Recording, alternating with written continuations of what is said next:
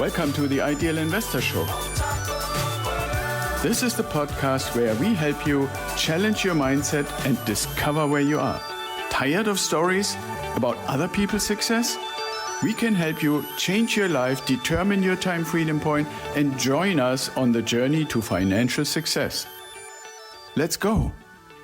Hello and welcome to another episode of the Ideal Investor Show, where we bring you interesting guests who have experience with economics, with money, with what happens basically that influences our journey towards the time freedom point in real estate investing.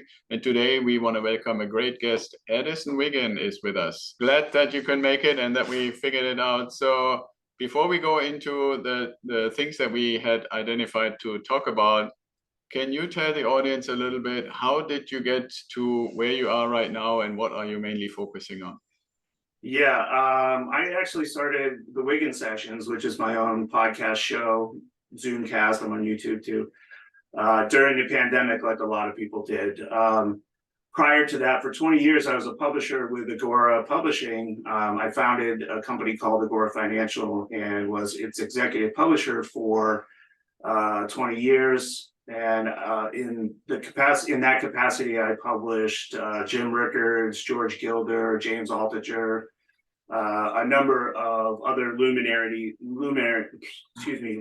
in the business. And I learned a lot from their process and how they go about investing. Each one has their own kind of strategy that they follow. Right. I mostly am interested in macro ideas, the way the economy functions, the way politics influences it. And then from there, we kind of drill down into specific investment strategies.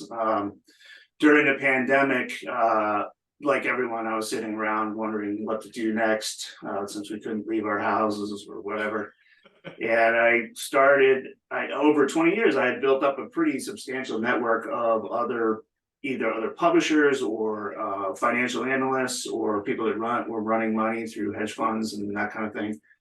Just my own kind of personal network, people that had an interesting approach to investing and understanding the economy. So I started doing Zoom calls with them and not recording them or anything. I just wanted to know what they were thinking about, this unprecedented idea that we could lock down the economy and that was somehow going to combat a virus. It just seemed right from the get-go. I remember actually when Chicago shut down their bars and restaurants, it was like on the 18th of March. I'm like, oh, Chicago's getting a little bit crazy. That'll never happen here. I'm speaking to you from Baltimore. Yeah. Sure enough, within 2 days, Baltimore was shut down too. And I'm like, that is crazy.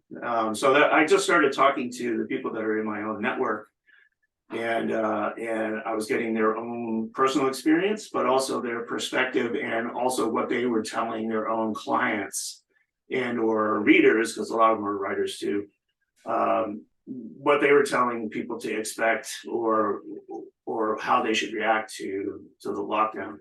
And then after doing it for like a month and a half, I think about 6 weeks in, I realized I had all these recordings with people that had important things to say. I'm like, readers would probably want to see this too. Yeah. So I started publishing it to our existing file of paid customers. We had about 300,000 people that have paid us over time. And I started sending it out to a list of known people that I already had a relationship with through as a publisher. And I was able to tap into the insights of a lot of different perspectives on investing. And ultimately, I turned it into a show. So it's called the Wiggin Sessions. And if you're interested in just checking it out, you can go to jointhesessions.com. It's a pretty basic thing. We combine our commentary, our insight into what's happening in the economy.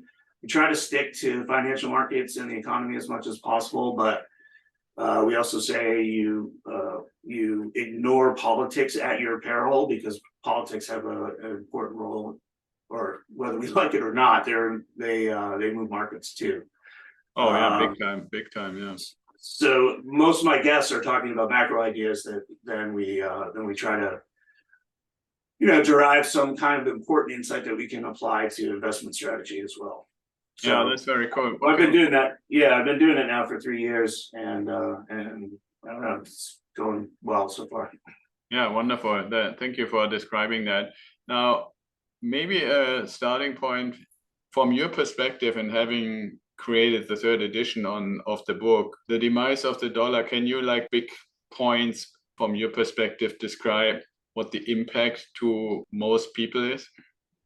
Yeah, when I was doing the update, the editing, I began about a year ago, and the biggest concern that everyday investors, everyday individuals, families, whatever, the biggest concern they had was inflation. And we saw that inflation was a result of an extended period of zero interest rate policy, ZIRP. Right. So I traced the actual events that happened really from about 2011 through the pandemic, and show that each time they lowered interest rates and then kept them at a long low period for a longer time than the market required, it injected a lot of money into the system. And each time the monetary bucket gets filled, the inevitable outcome is inflation. And so we've been forecasting that for a long time. With the first edition of Demise of the Dollar, it's funny because updating has its own challenges. Yeah. The first edition, the tense was, this will result in inflation, and we were talking about the reasons why it would happen.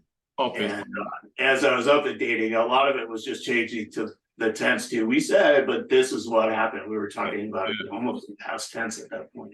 So inflation has been a big deal.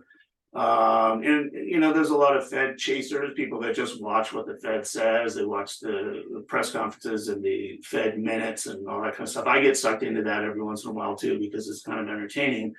But the Fed has more or less caused disinflation. We still have inflation above the target that they want, but prices for things that we consume are still higher and going up. We still have inflation, even if it's not in crisis mode. So I expect that they're going to continue. They'll probably raise rates 2 or 3 more times before the end of 2024. So we're going to have an extended period of higher rates than the market had gotten used to over the past decade. The interesting thing about that, though, is that at 5.5 or 5.75, even 6 points, we're at a more historical norm at that level. This is what interest rates, like in 2000, when I first started tracking all this stuff, it was 6.2. Yeah. So if you go back in history, interest rates are generally somewhere between 5 and 7 or 8%. That's a historical norm. It's only a shock to our system and causing stress on banks, as we saw in March, April, and May. And I expect another round going into 2024. It's only a shock to them because they had a decade worth of planning when they were expecting to get money for free and then lending out against it at 2 or 3%. So I'm with you on that. I mean, I remember we bought our first, like, basically new build house, and it was 6.25 in 2003. So that. What I'm kind of curious about in this context of, on the one hand, the demise of the dollar, and by pumping that much money in increased inflation, in your opinion, how long would we need to keep interest levels high, even if we don't keep pushing further up or only a little bit, to ultimately get kind of like a reset? I always say at some point, we got to be willing to get rid of the zombies. And I don't think they only exist in the S&P 500 and other stocks, but they also exist in other places. What's your take on that? How long should it be, and how long do you think it will be high? Well, I don't make a projection of how long it should be, but I do watch what the Fed's doing, and the Fed is a reactionary body by nature. They look at data points, and they're in fact under Bernanke, then Yellen, and now Powell. they have the Fed is much more of a data-driven entity. They look at the numbers more closely than relying on monetary theory.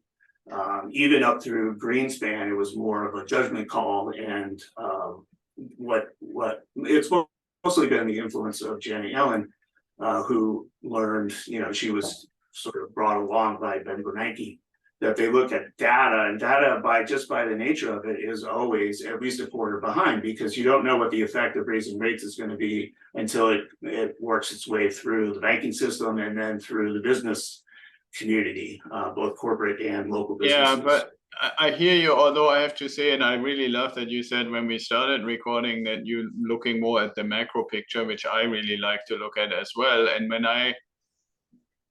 and this is, I'm not claiming to be an expert, but an observer. When I observe the way it appears the Fed is looking at data, I would call that looking at nominal data without context. Right. Like when I'm listening to, for example, some of those speeches from Jerome Powell, and especially when he is not reading what they prepared, but when he's answering questions from journalists, right? And a journalist asks, okay, what do you think the impact of your actions should be on the real estate market, or has been, like a couple meetings later? And the one thing he says basically in a nutshell is, well, we thought we would see more impact than we have seen so far, but we're also aware that there is a delay, so we're just waiting for the delay and see if what we're expecting is happening. And I'm sitting there and saying, with all due respect, Mr. Powell, if you had any idea how supply and demand works in real estate, you should never even make that statement. It's a completely ridiculous statement to make, because the market is so different because of your low interest that you had, because of the appreciation that we had in 2021 and 2020 to some extent, where prices exploded, because of people sitting in 2.5 to 3.5% mortgages, and in no scenario are they going to get the money from you that makes their mortgage twice as expensive for the same amount. None of that seems to register when you say we just need to wait for the impact, right? To me, this is so frustrating when you are interested in this bigger picture, to say, how can the person that is supposedly looking at data not take the context of the data into any consideration? What's your thought on that? Well, that's why I said it's reactionary, because they're just looking at the numbers as they come out, or waiting for the next set to see what the impact is going to be. They don't necessarily have a working theory that they're going by. The employment numbers show that the labor market is still hot. They're just reacting to what they see. They're not. And even I think it was the San Francisco Fed governor who said, we're in uncharted territory, so we can only rely on the data. We have to go piece by piece. And the phrase that everyone's been using, and Powell uses it pretty regularly too in his speeches, he did in Jackson Hole, for example, is longer, higher for longer. Meaning that the assumption is that eventually some crises are going to impact their line of thinking, and they're going to have to lower interest rates again to spur they either support the market or spur activity in real estate, or even support consumption, because consumers are now getting tapped out from all the money they supposedly saved in the pandemic. The assumption is that they're going to have to lower interest rates. So when? And I think the higher for longer idea is that they're saying, no, we don't necessarily have to. It's at a historical level. And this is the new normal. You got to get used to it. Yeah, and I personally wish, coming back to normal economic behavior, so to speak, I wish that, or I hope that this higher for longer is actually lasting, that they're brave enough, even though honestly, if you ask me, I wouldn't believe that they can. I'm much less surprised that when the first signs of increased unemployment and company failures and stuff like that start coming up, fully blasted by the media, that conviction of we should wait until our measures have really done their job, hoping we can depend on these institutions to do what actually really their role and their purpose is, right? I mean, that's just my impression on this. I wonder what you're thinking about that. Yeah, I mean, the official role of the Federal Reserve when it was founded in 1913 was to defend the value of the dollar. They were supposed to. Well, that didn't work. Yeah, they're supposed to have price stability. That's the mission of the Fed. They not too long after that they added full employment to the metrics, and then the most absurd one is recently they've added gender equality and equity to the list. So there's mission creep on the Fed, and they have to reconcile all their different missions in order to determine whatever policy they're going to follow. A lot of the people that have come on the Wigan sessions and talked to me about this are of the opinion that they raised it up as quickly as they did. It was one of the most rapid increases in interest rates in the Fed's history, was so that they could gain the firepower they needed to address the next crisis, that they were just having it higher for longer enough so that when the next crisis hits, they could declare it's a crisis and they have to cut rates again. And which usually spurs the stock market. That's usually the first thing that happens when they indicate that they're going to cut rates. The stock market goes up and they're like, hey, we did our job. Yeah, but that's not actually their job. They're supposed to be defending the price stability of the dollar. But that argument has gone out the window so long ago that nobody even talks about it anymore. We do have a number of crises that could raise their hand and be like, you got to address me. One is we're going to have continued stress in the banking community, regional banks, because their business models are predicated on a decade of irrationally low interest rates, the Fed keeping it low in order to prop up the stock market. And then another one is China is having its own credit crisis right now, which is a regional crisis as well. The details of how they structured a lot of the infrastructure building out there is just astounding to me, because it's all state driven and with no revenue to bounce off the debt. So they're going to have their own, they are in the throes of their own struggle with rising debt loads and debt service. And that is important to US investors, because for decades we've been offshoring our labor. We've hollowed out our manufacturing in the US, and China has been the biggest beneficiary of that. And currently, right now, they are producing almost 30% of the world's goods. They have 30% share of global manufacturing, which is the highest the US ever got as a producer in the world was 32% in 1929. Right now, we're at about 16%. Saw an article about that, I think either today or yesterday as well. The thing first, I have an opinion about that too, where I would say, if I look at the current macroeconomic picture, like for example, looking at the recent BRICS summit, obviously the media thought that they would admit 35 countries all at once, which, I think they're smart enough not to do that. But fundamentally, and this is maybe too big of a picture, but I'm really personally worried, personally in the sense of, economically speaking, that the so-called global South is developing an extremely big market into which a manufacturing behemoth, like you just said, like China, can expand into, while we have aggravated and annoyed and basically threatened and sanctioned the hell out of almost everybody, to the extent that I don't think if you give them a choice for somebody who has not been aggressive, even though our media makes it sound like China is going to invade Taiwan tomorrow and then fight with us the day after. But the reality, if you look historically, I don't see, if I were sitting somewhere in South America and say, who am I more afraid of me being invaded and therefore want to do business with, I'm pretty sure it's pretty obvious, who has the history of, if the sanctions don't work, we take the military. There's definitely a big change going on, I believe, and it's going to be interesting to see how that is going to shake out in all. Yeah, I mean, that's really the geopolitics of it, but there's a knock-on economic effect too. If they're either if they're trying to expand into a broad market through the BRICS, or if basically looking for customers elsewhere besides the U.S., or if they're slowing their own manufacturing, and their real estate market is under pressure right now too.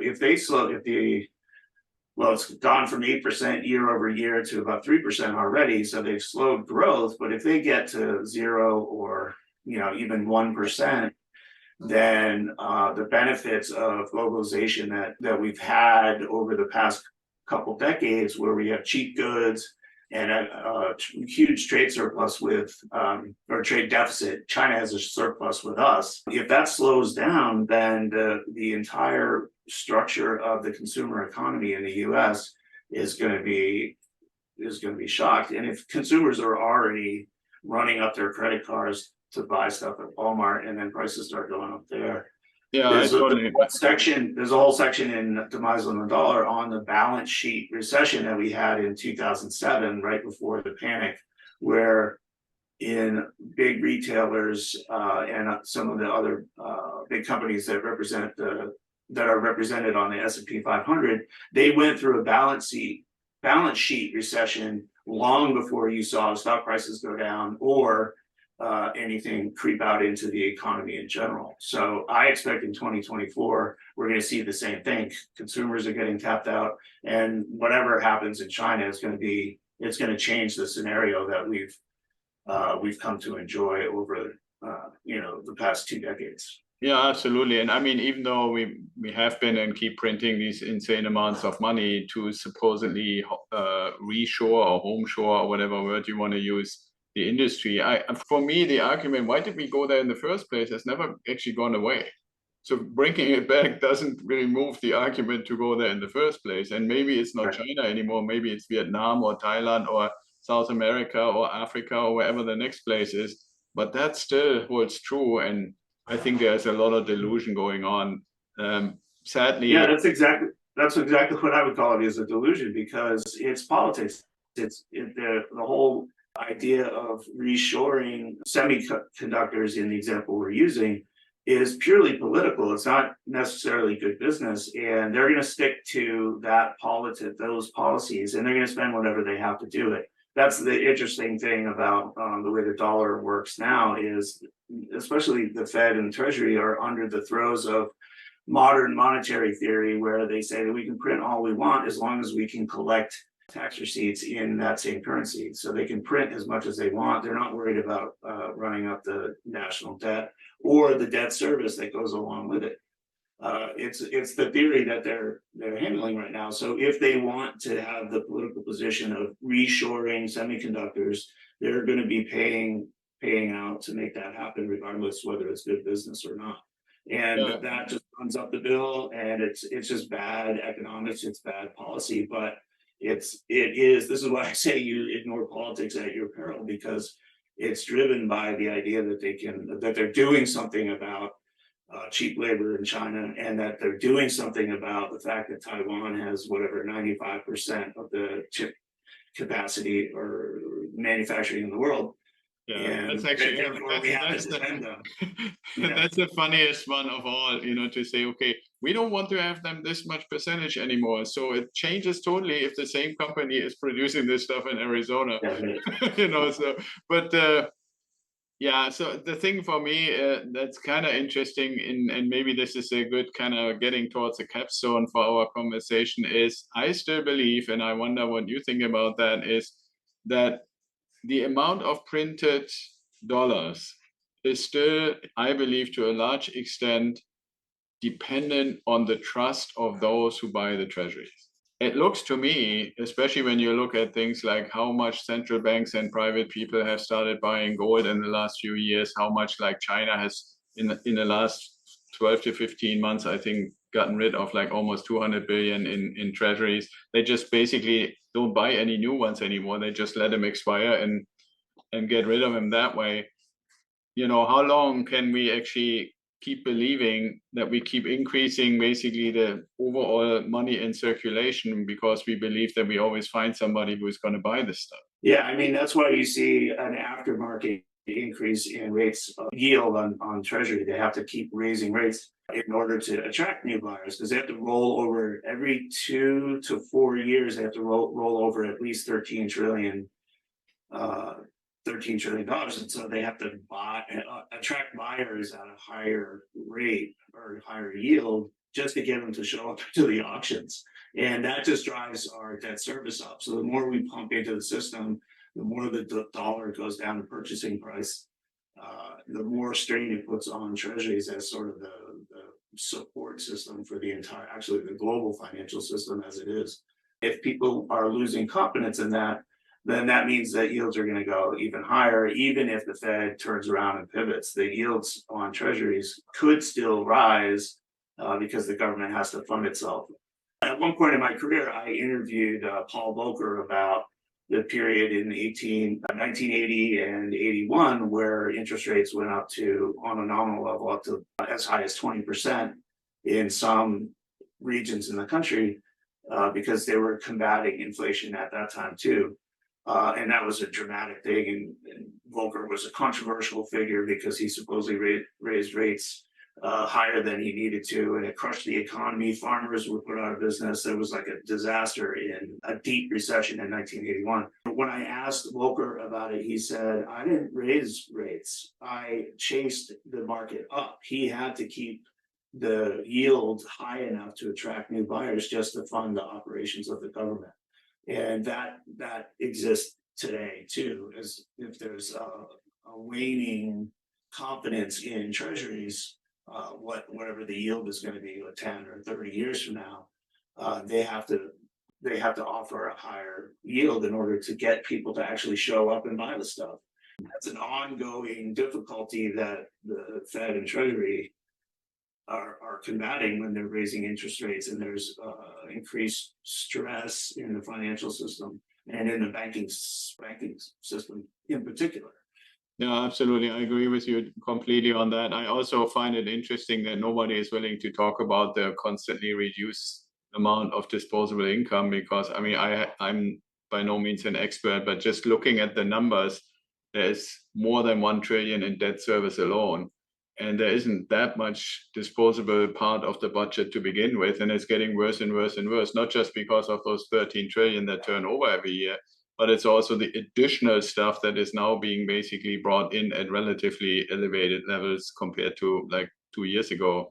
So I find that quite interesting that nobody is basically acknowledging that we're using, as a country or an economy, this whole system like a credit card, believing there is no limit, right? And normally when you reach your limit and don't get another credit card anymore, then it's pretty catastrophic consequences. So it's quite interesting to me that nobody really wants to acknowledge that we're driving the household, so to speak, in that direction. And you know, and I think part of it is the people in charge. I know this is not normally allowed to be said, but it's my podcast, so I can say what I want, right? But the people in charge, in my opinion, have been in their roles, or sometimes slightly different, but generally similar roles, for so long that certain developments just don't seem to register. One example being, okay, if you look at what's called the Global South and say, what alternatives did they really have? They had to basically go to the IMF, they had to do SDRs and stuff like that. Well, I mean, now everybody's laughing about somebody considering maybe Bitcoin is an alternative and putting things on blockchain. Some people might say BRICS could do a commodities-backed trading currency, not for individuals to go to the bank and pull it out of the ATM, but to just settle trades with each other, which would not be another alternative. Or you could do like the old stuff, which just literally happened between Iran and China, where they literally say, okay, well, you know, you buy stuff from us and we buy oil from you. We don't even have to exchange money in any currency. We just trade the goods directly, right? So these alternatives, I think, are being developed or have already kind of come into play. And we're still believing there is no alternative to the dollar. So I don't want to start this whole de-dollarization discussion, but I think the fact that those in charge in many, many places are the exact same people who have been in charge 30 years ago, as if nothing has changed, that I think is really a problematic development. That if you would have told me that the majority of the really powerful people in the country are all in their 70s and 80s at this point in time, I would have said that would they retire at some point?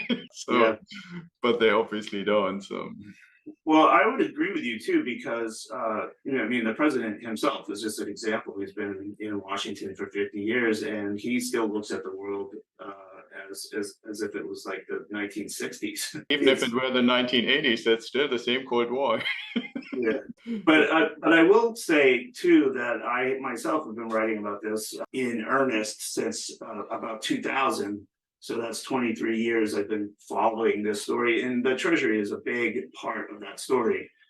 Treasury and its relationship to the dollar and gold. That narrative has been going on for a long time, and the parameters ebb and flow. Other than the yield rising on treasuries and putting strain on banks and stuff like that, like what is happening, the story doesn't change that much. It doesn't change dramatically enough. You're talking about alternatives that are being developed for settling contracts in oil. Saudi Arabia is doing the same thing, by the way. Saudi Arabia and India have done one recently. Russia's trying to settle things in rubles. The Chinese are trying to settle stuff in yuan. And that BRICS conference that you mentioned, they were trying to figure out an alternative currency that was backed by gold. A lot of these, the alternatives they make sense. They make sense to the people that are trying to develop them, but it's a very difficult process to do. And the one thing that the Treasury and the dollar have going for them is just a legacy as the dollar as a reserve currency of the world and Treasury as a store of wealth for central banks around the world. Those things are still true, even if there's stress on the system and alternatives being developed. So it's easier for the people that you're talking about, the people that have been hanging around for 30, 40 years, to just dismiss, or not even, they don't even have to dismiss it. They just don't bring it up. They don't talk about what the world would look like if Treasury didn't hold its store of value, its risk-free trade, the way they talk about it, status, or if the dollar lost its reserve currency status of the world. They don't talk about that because it's not something that they are forced to talk about. Because I agree. There is an ebb and flow in the system, and they can just ride out any crises like they're doing now by printing more money. Agreed. I think there is a perceived stability in the minds of those in charge right now that is not warranted, but they're basically playing as if it were. And so here and there, for people who are interested, we see some consequences, we see some maneuvering, and I think we're just at the beginning of the story. It's going to be interesting the next 10 years or so to see how things are actually going to shake out. Yeah, I think that's true. And I would just push a little bit harder and say I think it's a little bit more insidious than that, because they still hold the purse strings when it comes down to it. And generally, all politics is local, as they say. Generally, the ideas that end up becoming policy benefit those who make the policy in the first place. That's true of all legislation in Congress, but it's also true of the way that the Fed and the Treasury work with respect to the big banks on Wall Street. It's always rigged, I guess, in favor of those institutions ahead of whatever result would be. So it's kind of a giant shell game, really. They're figuring out what the ramifications of whatever policy they put in place. They know what they're going to be ahead of time, so they position themselves accordingly. So it's in their interest not to talk about what would happen if they lost the advantages that they have, and to manage policy to their own benefit. Yeah, I to do that, so they'll continue. Yeah, I agree with that, and I'm not necessarily expecting, or even though it would be nice for you and me to discuss it, I'm not expecting them to maybe have public discussions about it. But when you look at the actions that are being taken, they really seem to indicate that there is no awareness of developments that have been going on for quite some time. The actions give me the impression it's business as usual. We have always done it this way. We just keep doing it this way with slightly varying the intensity. But other than that, we keep doing what we have been doing. And like you said, modern theory seems to actually give them an excuse to say, well, we now even have a theory and a name for it, so we can just keep doing what we're doing. So I find this whole discussion really fascinating, and it's awesome to talk to somebody like you who is tipping more than a toe into this whole situation on a regular basis. So thank you again for actually being available for that. Yeah, thanks for having me. I would say that I think that your listeners are similar to mine. They're people that have worked hard, they've mastered some kind of skill that is useful in the marketplace and given them some money to worry about, and then they're trying to invest it on their own or just manage it through real estate or through their own investment accounts on Wall Street or buying gold. Most of our readers fall into that category, and it's important to, if we call it a shell game, for example, that they know what the rules are and what to look for moving forward while making their own financial decisions. It's not any different than just watching what the mortgage rate is when you go to buy a house. You got to figure out what they're up to. And yeah, then, absolutely. I say, ignore politics at your peril, because it does play a role in every decision that gets made. Yeah, absolutely. And I mean, for our audience and for our clients in the real estate game, we strongly believe that, the very Maslowian low-level need for shelter will not go away. And therefore, we have basically an inflation protected asset class that we're favoring besides the other ones that you mentioned. So yeah, that's great. And I think I hope at least that we could help the audience to get a little bit some touches here and there on how some of these things all fit together. So the last question I always ask every guest, and I know for you this is probably going to be tricky because you had access to so many really amazing people, but if you could meet anybody, past or present, who would it be and why? I think I would like to talk to William James. And who is William James? He's sort of the father of modern psychology. Okay. And he, prior to Freud, he identified the I, the me, and the we. And that's kind of like how we process information in the world. There's the I is the person who is doing the thinking. The me is I plus all the things around me. Like it includes me talking to you. So there's a me that involves that. And then the we is what you expect from your actions. You can only control the things that are within your immediate sensory world. But you expect your actions to have an effect, a desired effect. Usually, you make decisions that way.